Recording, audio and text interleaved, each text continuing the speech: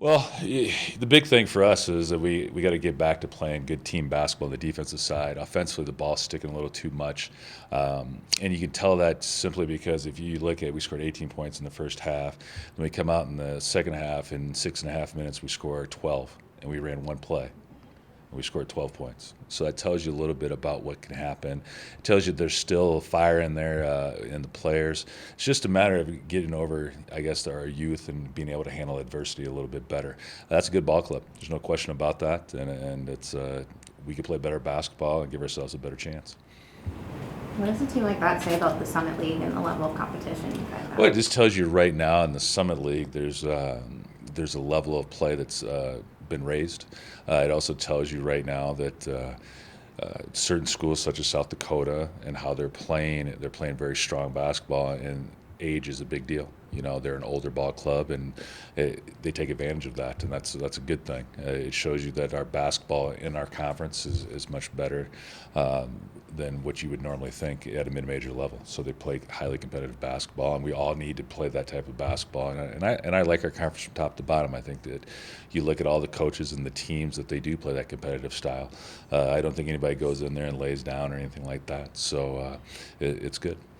Julie was saying there's some things that she hoped the team can get back to that she saw more of in the beginning of the season to try to finish this season on a high note. Are there certain things like that that you've noticed that you'd like to try to get back to? Well, you know, the big thing is this is a player-led team in the locker room. They do a good job of that. We have to get back to being, I guess, in my opinion, from what I observed, they need to be a little bit more honest, and not honest in a brutal way, but being honest, like, hey, how do we improve as a group? I think that's important. Constructively to do things is important. I think a lot of times teams get into tearing each other down. We can't do that. And I think right now when you have adversity, it's natural to be withdrawn, and they got to be more outgoing and more, I guess, in my opinion, boisterous with each other in a positive way about how to go about things. And you know, you look at the beginning of the year, and have we changed a lot of what we've done? No, it's how we handle things as a personnel. You know, play-wise and defensive schemes and things like that. Our scheme, it's the same stuff that we've been doing, and that's what good teams do. They do things well, and we have to get back to doing things well, and that's something they can take care of. What stands out about the Western Illinois matchup? Whew. Playing Macomb, tough place to play. They do a good job of pushing tempo. They do a great job getting the crowd on their side. You got to keep the crowd out of it.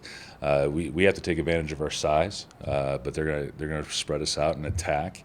And the other thing is we got to make shots. You know, I thought that's something we did really well against them the first time. Again, we didn't do that well last night, but that's going to be a key against Western Illinois on the floor, is knocking down shots and also being able to defend better.